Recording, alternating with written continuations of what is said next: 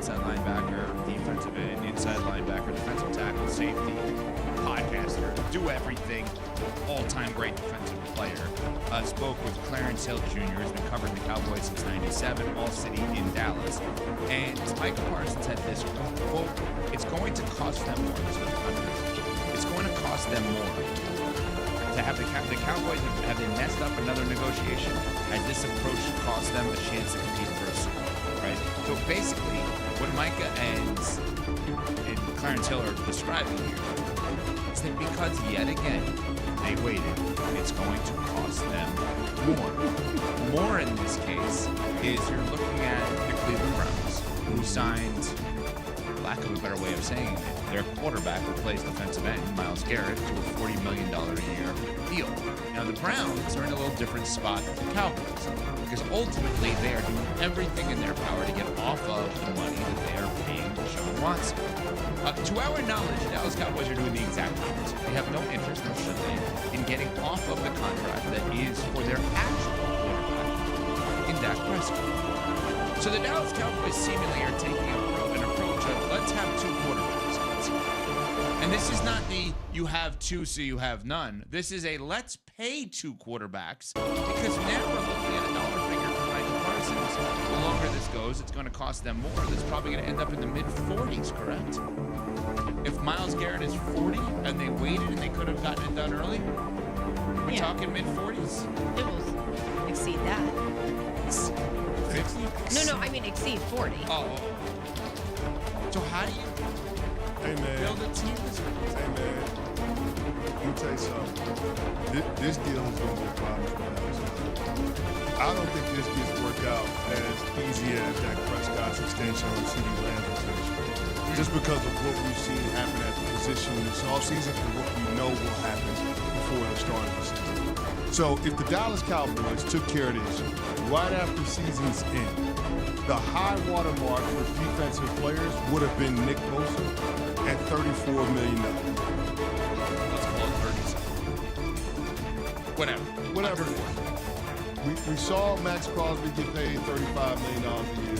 We saw Myles Garrett give defensive players and edge rushers a quantum leap with his mega deal, $40 million a year. I'm just sitting here thinking about what TJ Watt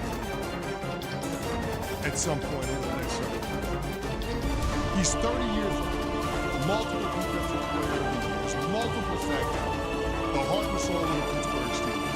That's going to be a huge contract. No way that number, when it comes to average annual value, starts with 4. That's going to start with a 4. And it could usurp what Myles Garrett got.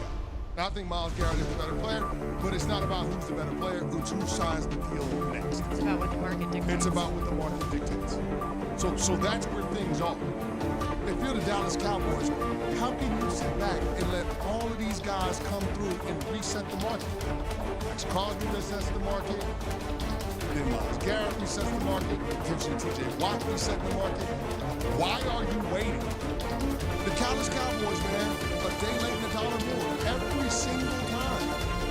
And it's not about what it does to your salary cap this season, because I'm pretty sure whatever extension that they give Micah is going to knock this year's $24 million cap hit down, but it's what it does to your cap flexibility in future years. The Cowboys keep ringing up the credit card, not thinking that they're going to have to pay it off eventually, but those chickens are going to come home to roost.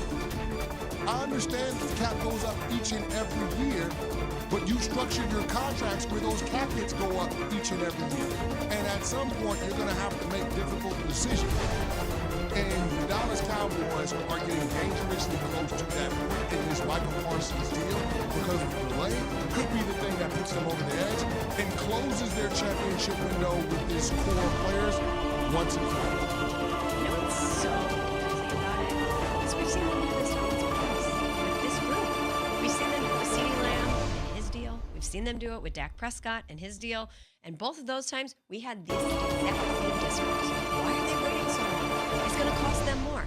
Don't you think if you've been in the same situation prior, multiple times, that you would say, let's take a different approach. Let's save ourselves some money. If we want him to be here, let's not let all these guys reset the market, which is ultimately only going to cost cost us more, and the production is the same.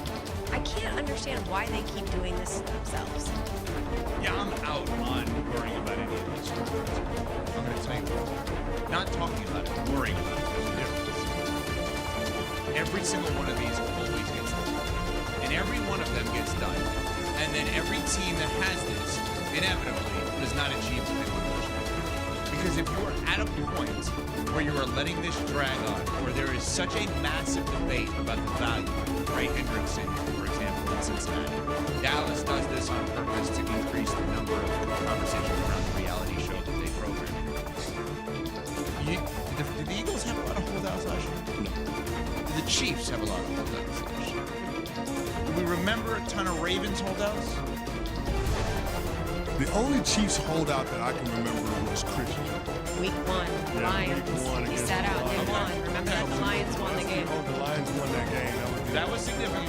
That was significant. Remember? Yeah, but they got that's arguably And the best wait, quarterback. and didn't they win the Super Bowl then? won the Super So Bowl that year. what did it matter? And he was in the suite with the Right. organization. Right. And you know what else? They didn't have the reigning defending world champions in their same division. So let's keep going.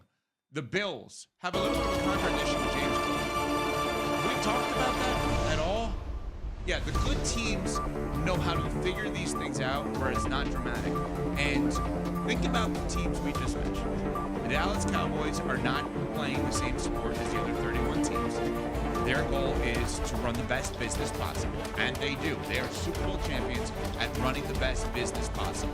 This actually allows them to contribute to their version of winning, which is the reality show, which is the drama, which is the business of the Cowboys. The Pittsburgh Steelers, who I've loved forever in terms of the respect game, not fandom, respect, are no longer the organization that they once were, and they're trying to build themselves back up to that. Excuse me. The Cincinnati Bengals are a disaster in terms of contract. Sorry for our great station 1530 J Hyde coming in Cincy, but let's be honest. If your first round pick comes out there and he's supposed to replace a guy that you weren't going to pay, and he can't replace that guy because he's not there, and neither is Hendricks. None of these teams, when it's all said and done, will matter. Do you think we'll be talking about any of these three teams in January? Any of these three teams? You just brought up TJ Watt. No. This conversation started with Micah Parsons, and it inevitably ties into the Bengals. No. What happened to the Niners last year with all this contract stuff? Disaster.